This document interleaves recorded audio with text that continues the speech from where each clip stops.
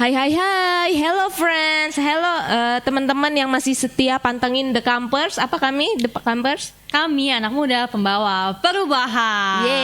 amin. Kita masih drama Korea aja masih ada lanjutan ya. Masa podcast kita nggak ada Oh lanjutan? iya dong. Kalau teman-teman udah nonton yang minggu kemarin, pasti udah juga nungguin nih sesi keduanya bersama Pastor Halo Abram. Pastor. Yeay, tepuk tangan sekali lagi dong. Welcome back. Oke, Pastor, kita masih mau lanjut nih, mau nanya lebih detail lagi. Tetap nggak keluar dari topiknya, ya nggak? Karena masih banyak yang bergumul nih, Pastor. Nah, ada mungkin lebih ke Q&A kali ya. Ada yang nanya, iya nih, aku ngerokok, aku minum, aku nonton porno, masturbasi, tambah bonus onani gitu kan. Dihabek semuanya. Eh, Dia nanya sebenarnya secara mereka nggak sadar itu bisa ngerusak, mempengaruhi otak mereka nggak sih? Nah kan Pastor juga udah pernah tuh katanya borongan juga ya. Bener nggak sih beda gitu? Jadi pola pikirnya, cara berpikirnya, apakah ngelihat cewek jadi lebih gimana atau ngelihat sesuatu jadi lebih negatif gimana tuh Pastor? Iya, karena eh, saya percaya sih sesuatu yang berlebihan itu merusak. Mm-mm. Ya. Dan kalau nggak salah itu risetnya adalah pornografi itu lebih merusak ketimbang rokok. Wah. Parah. Bahaya. Jadi ada yang membangkitkan nggak tahu apa hormon apa yang di otak kita ini, dopamin ke apa. Itu sama seperti kita ngelakuin apa, kita menghirup narkoba yang jenisnya lebih berat. Jadi memang pornografi itu membuat otak kita rusak. Dan saya dari kelas 4 SD sudah sudah menerima hal-hal yang demikian, bahkan merusak saya sampai saya dewasa. Dia benar-benar itu merusak. Yang pertama, kita pasti males orangnya. Oh, Nah, kita akan apa, selalu cari alasan untuk sesuatu yang pokoknya males. oh gitu. Malas pokoknya. Udah gitu pikiran pasti kotor. Ngelihat sorry ngelihat maaf ya, ini bukan apa, karena laki-laki kalau ngelihat perempuan nih, waduh, Iya. Langsung terbayang gitu ya Pastor? langsung terbayang gitu, karena memang Karena udah terpengaruh. yang dimasukin ke otak itu ya hal-hal yang demikian. Kalau dari cara berbicara, Pastor, pengaruh juga. Itu ngaruh. Jadi Itu ngomong kotor pengaruh juga gitu. pasti. Oke. Pokoknya ngomong, kalian tau lah, pokoknya ngomong sesuatu yang memang tidak sesuai dengan umurnya. Iya, pantas banyak anak-anak orang tua SMP, SMA udah ngomongnya ya. orang tua bisa kaget anak-anak sekarang, bisa orang tua Betul. sekarang nih kaget lihat anak-anaknya, perkataannya mereka itu sangat sangat mencengangkan gitu. Karena kan sekarang kan akses untuk ke sana lebih cepat Iya, betul banget. daripada zaman-zaman tahun-tahun 90-an dulu, seperti itu. Kalau yang pornografi itu, pernah gak sih Pastor denger statement kayak gini? Cowok tuh gak mungkin gak bokep. Kalau cowok gak bokep, berarti dia, maaf ya, nggak normal. Pernah denger kayak gitu gak sih Pastor? Jadi katanya kalau misalkan cowok nonton porno atau laki-laki tuh ya apa namanya, ada sedikit-sedikit lah gitu. Itu tuh katanya hal yang wajar. Emang iya ya? Dulu saya ngomong begitu. Wah. Saya juga begitu. Karena gini, menurut riset sih saya baca di sumber Komnas Perlindungan Anak ini, 97% anak-anak remaja SMP dan SMU itu nonton. 97%. Terus 21,2% remaja SMU pernah aborsi. 62,7 remaja SMP tidak virgin. Iya. Terus 93,7% pernah mereka kissing, mating atau homoseks dan lain Iya. sebagainya. Wow, itu bagi saya itu sesuatu hal yang dahsyat ya. Karena memang pornografi ini merusak benar-benar generasi anak-anak muda, seperti itu. Oke. Kita lanjut ke pertanyaan selanjutnya. Pastor, ada yang nanya, apakah merokok merupakan dosa yang tidak dapat diampuni? Mungkin mereka mau bertobat tapi mungkin takut, dosa gue kayaknya terlalu besar gitu. Ada rasa bersalah gitu. Dan apakah akan menghilangkan anugerah keselamatan? Gitu. Oke. Sebenarnya nggak ada hubungan sih rokok sama anugerah keselamatan. Nggak ada hubungannya juga dengan dosa yang tidak diampuni. Karena di Alkitab katakan dosa yang tidak diampuni adalah menghujat Roh Kudus. Ya itu kan ketika Yesus disangka pakai kuasa menyembuhkan dan lain sebagainya dengan kuasa Beelzebul atau orang-orang ahli-ahli Taurat dan orang Farisi. Makanya Yesus katakan dosa yang tidak diampuni adalah ketika menghujat Roh Kudus, menghujat Roh Allah. Dan merokok sebenarnya tidak ada hubungannya dengan anugerah keselamatan. Yang jadi masalah adalah ketika kita sudah tahu hal-hal yang tersebut tidak berguna dan tidak baik untuk hidup kita, itu akan membuahkan yang namanya dosa. Iya. Itu ada di dalam Yakobus nih. Yakobus katakan gini, saya baca ya. Iya, Pastor. Baik. Yakobus pada pasal yang keempat ayat yang ke-17 dikatakan nih. Jadi jika seorang tahu bagaimana ia harus berbuat baik tetapi ia tidak melakukannya, ia berdosa. Oke, nah bagaimana? Ya. Oh ya. Merokok baik gak sih? Enggak. Sama sekali enggak. Tidak. Justru kita ketika kita lagi ngerokok, kita ngirup racun. Dan ketika kita melepaskan, yang dirugikan orang lain, bahkan lebih parah dari lebih parah ya katanya. Artinya apa? Sesuatu yang tidak baik, yang tidak berguna, kita lakukan. Kita udah tahu nih di bungkus rokok ada iklannya. Rokok dapat menyebabkan membunuh bahkan jantung, gangguan kehamilan dan lain sebagainya. Hipertensi dan sebagainya. Itu udah ada iklannya, tapi kita masih ngerokok. Iya. Sesuatu yang sudah kita sadar bahwa itu tidak baik dan kita tetap lakukan, itu berdosa. Dan kalau kita melakukan hal-hal yang demikian,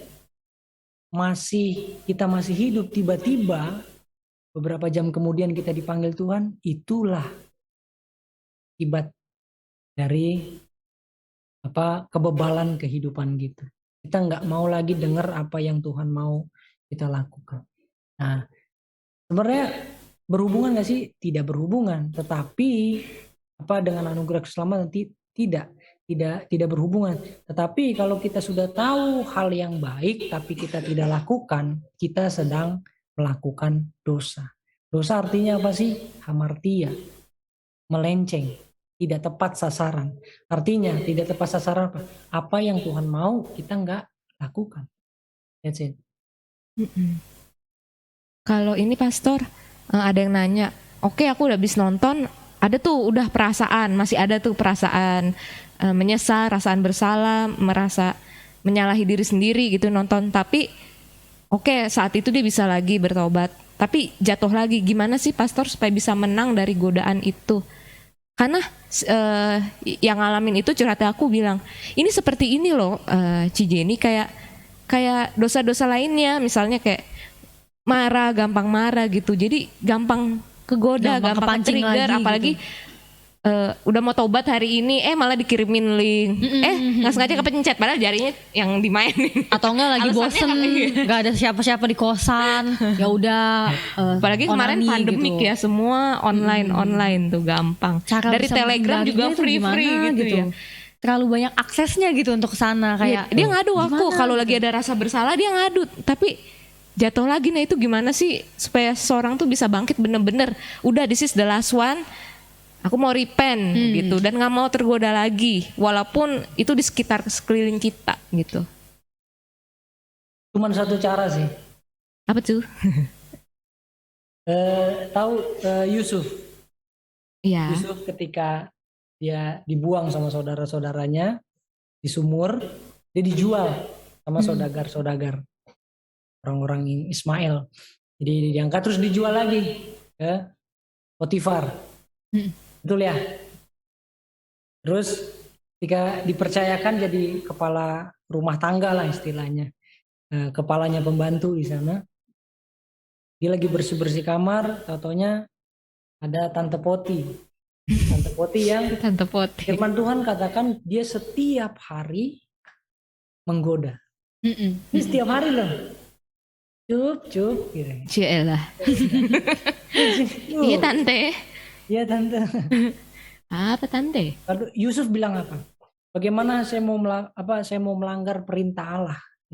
Istilahnya bagaimana saya lebih mementingkan dirimu daripada mementingkan perasaan Allah, kalau bahasa sehari-harinya seperti itu. Artinya apa? Yusuf lebih memilih untuk menjaga perasaan Allah daripada menjaga perasaan Tuhannya sendiri. Dan akhirnya Yusuf kabur. Betul ya? Ini tiap hari loh. Ketika ini tante-tante ini, tante Poti ini sudah diubun-ubun, istilahnya udah diubun-ubun, maksudnya ini anak ngeyel banget sih, masa dengan gue nggak mau. Kuat banget ya ini.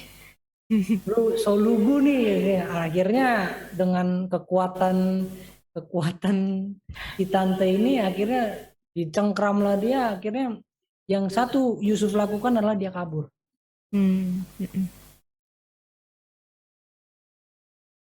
Mau lepas dari pornografi adalah kabur. Jangan ada di situ. Kalau ada handphone, ya ada handphone yang pakai gambar gitu, ya jangan diklik lagi lah.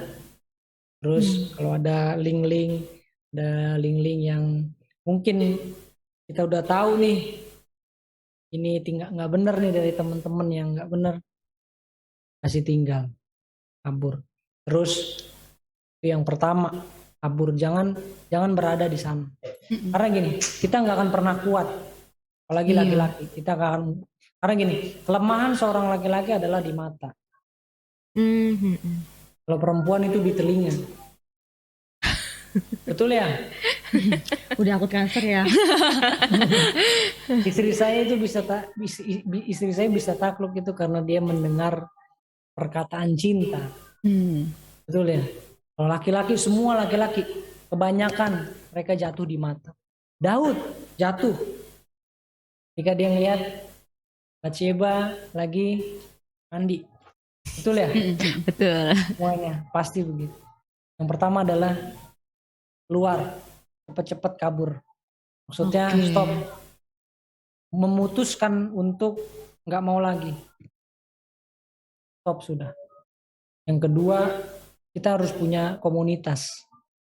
Komunitas rohani yang benar-benar membangun keimanan kita, pertumbuhan kerohanian kita di dalam Tuhan. Seperti yang sekarang ini punya komunitas camper ya, camper. Ini harus ikutin podcastnya mereka, terus ya punya komunitas yang benar-benar melakukan apa yang Tuhan mau, apa yang Tuhan kehendaki. Dan saya percaya lambat laun dengan waktunya Tuhan, dengan pertolongan Roh Kudus tentunya, kita akan bisa keluar pelan-pelan. Karena firman Tuhan katakan, di luar aku kamu nggak bisa berbuat apa-apa. Betul. Bahasa aslinya bilang gini, di luar aku apa yang kamu bisa, kamu nggak ada artinya. Ngerti gak? Di luarnya Tuhan, apa yang kita bisa nih, kita bilang saya bisa keluar dari kecanduan. Tapi kalau di luar Tuhan, bagi Tuhan itu nggak ada apa-apanya. Karena kita sedang tidak melakukan apa yang Tuhan kehendaki. Bagusnya adalah ketika kita mau keluar, kita butuh kita butuh pertolongan Roh Kudus, minta pertolongan Dia untuk kita keluar dari situ. Terus stop dengan hal-hal yang mungkin membuat kita candu. Oke, Pastor, thank you banget ya. Sebenarnya emang kita sadar bahwa itu tuh tidak membangun, bukan sesuatu yang benar, yang tidak berkenan juga. Udah sadar, actionnya gitu. Emang nggak bisa segala sesuatu tuh dimulai kayak instan. Kadang ada yang bilang pengen dong Tuhan aja yang bikin aku tiba-tiba gak ngerokok lagi. Tolong dong Tuhan aja yang bikin aku tiba-tiba jangan nonton porno lagi. Semua itu nggak tiba. Rokoknya rasanya pahit. Iya, ya. atau Tuhan ngapa please melakukan mujizat itu dalam hidup aku gitu. Kayak banyak orang yang mungkin mikir itu tuh bisa auto gitu, instan gitu. Ya udah hari ini bertobat, mengalami kesembuhan, mujizat, tiba-tiba auto gitu. Nah ya emang kita harus berjuang juga gitu ya. Dan maksudnya nggak bisa mengandalkan kekuatan kita sendiri. Sama ini sih Pastor, mau nanya kalau misalkan kita udah beberapa kali jatuh dalam hal tersebut dan selalu sadar bahwa itu berdosa, itu dosa, mau bangkit. Tapi sometimes ada perasaan dimana kayaknya Tuhan udah gak ngampunin aku lagi deh. Ini tuh udah 1000 kali dalam selama aku berbuat dosa ini, tiap hari aku ngulang lagi. Hari ini aku mau bertobat, besok bertobat, 2 hari lagi ngulang lagi. Ya itu ada, iya itu ada pertanyaan juga sih kayak gitu, kayak aku harus gimana ya Kak gitu, aku harus gimana ya Pastor, karena kayaknya Tuhan juga udah muak deh sama aku udah berusaha tapi nggak bisa gitu. Ya itu perasaan-perasaan yang memang sudah aku lalui ya, sudah dilalui. Jadi setiap kali melakukan selalu merasa bersalah, selalu dituduh ya, karena memang pekerjaan iblis adalah nuduh kita nih, nuduh tiap hari. Lu berdosa, lu tidak layak, atau buat apa lu pelayanan tapi masih begini? Buat apa lu baca Alkitab tapi masih melakukan hal-hal yang tidak berkenan? Ya toh? Biasanya seperti itu. Dan tuduhan-tuduhan itu yang kalau kita tidak mengcounternya dengan kebenaran firman Tuhan, dengan hidup di dalam kekudusan Tuhan, hidup di dalam komunitas yang benar, kita nggak akan pernah bisa lepas. Karena puji Tuhan saya butuh bertahun-tahun dari kelas 4 SD sampai 2009 terus kabur lagi akan panggilan sampai di 2015 titik terendahnya, titik awal untuk kembali lagi kepada Tuhan itu butuh waktu, karena memang nggak instan untuk lepas dari hal-hal yang demikian. Dan saya mendisiplinkan diri saya untuk benar-benar yaitu tadi baca firman Tuhan, karena firman Tuhan yang akan mengubahkan kehidupan kita. Karena firman Tuhan jelas segala tulisan yang diilhamkan Allah memang bermanfaat, yang pertama untuk mengajar, untuk yang kedua menyatakan kesalahan, yang ketiga memperbaiki kelakuan, dan yang keempat mendidik orang di dalam kebenaran. Dan itu kalau kita dengan sungguh-sungguh baca Alkitab dan kita ada di dalam komunitas yang benar sesuai dengan kehendak Tuhan, dan kita harus sadar bahwa apa yang kita lakukan itu tidak berkenan di hadapannya Tuhan. Dan satu lagi, kita harus sadar bahwa kapan saja kita bakalan mati. Kapan saja kita bisa dipanggil sama Tuhan. Itu harus ingat, ditaruh di dalam hati dan otak kita bahwa suatu saat Tuhan panggil kita. Bagaimana kalau keadaan kita belum siap? Kalau keadaan kita tidak siap, neraka sudah pilihan kita. Karena Tuhan kasih pilihan nih. Lu mau hidup kekal di mana nih? Di surga atau di neraka? Betul ya? Itu pilihan. Karena kita punya kehendak bebas, tapi kehendak bebas itu harus kita tundukkan di dalam kehendaknya Tuhan.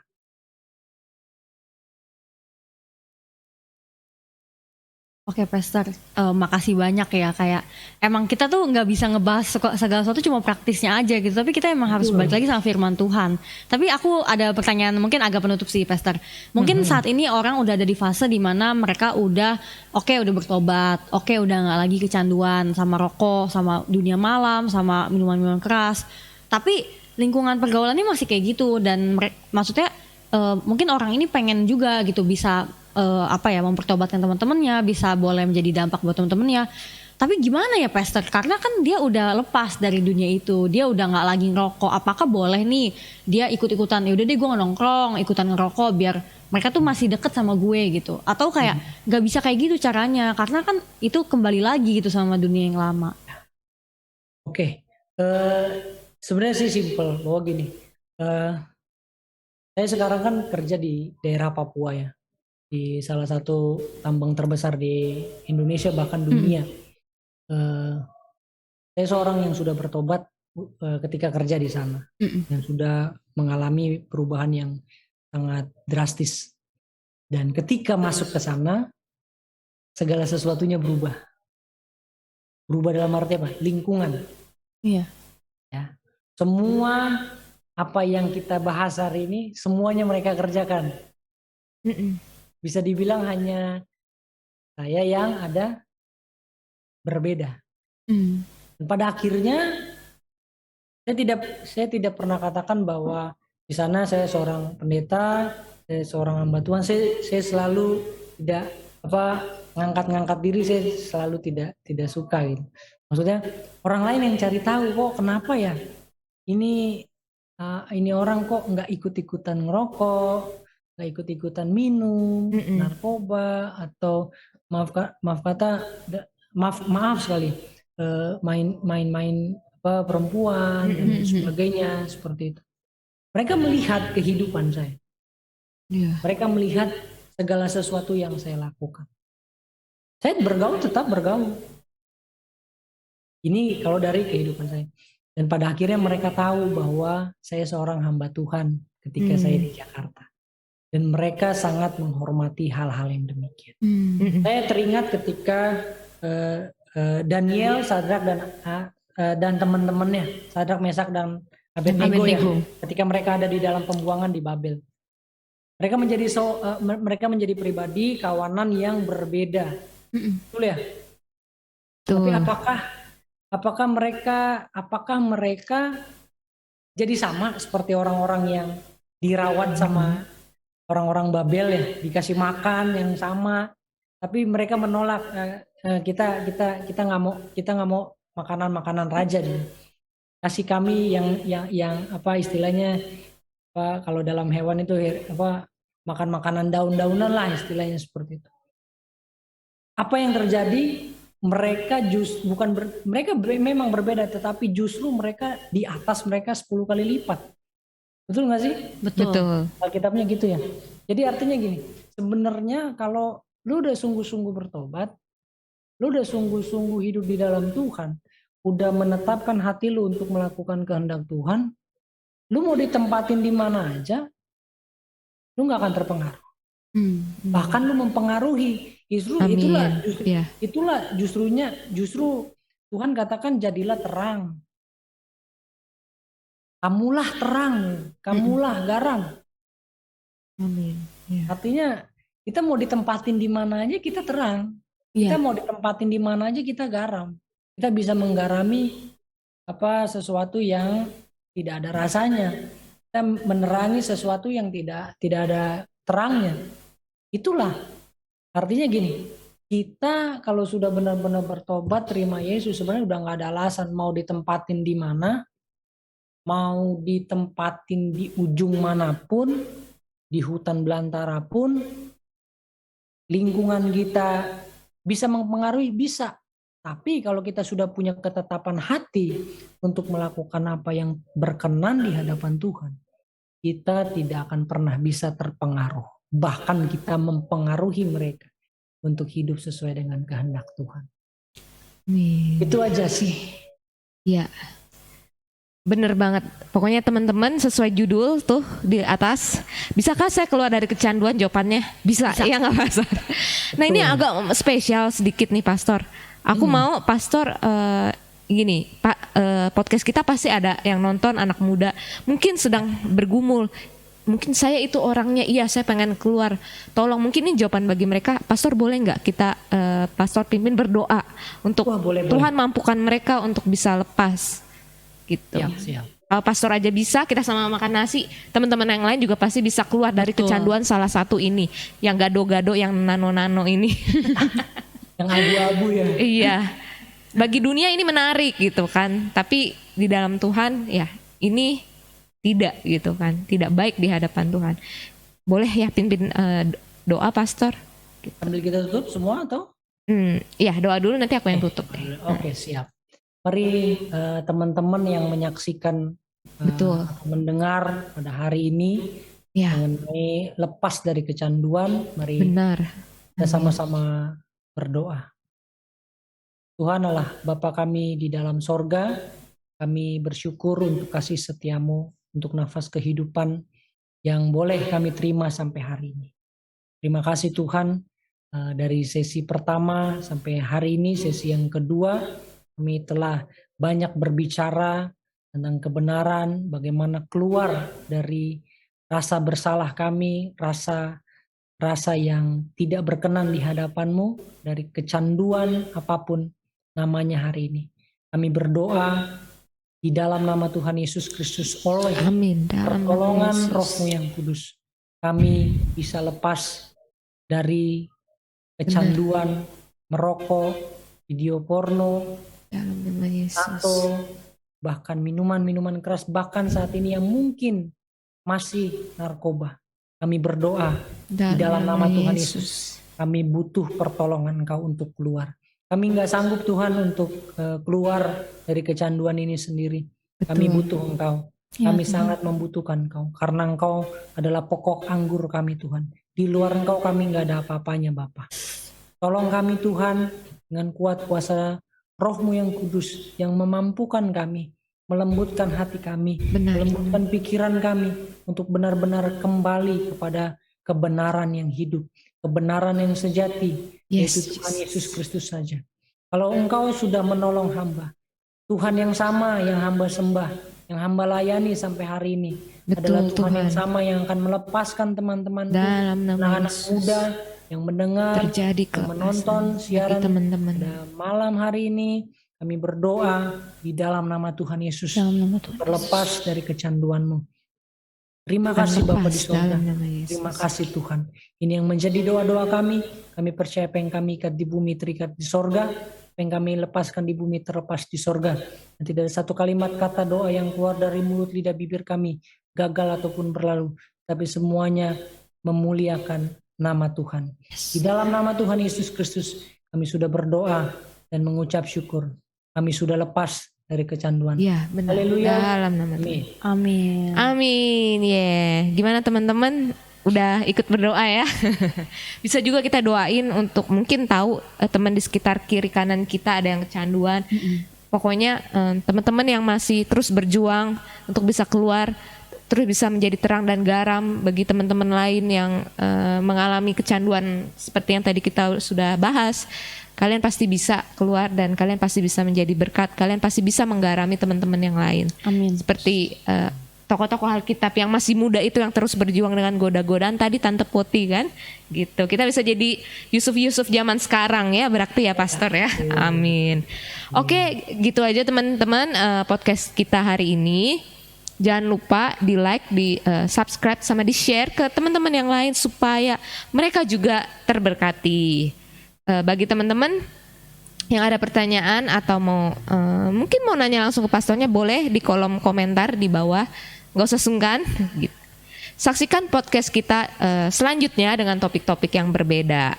Itu aja teman-teman, sampai jumpa di podcast selanjutnya.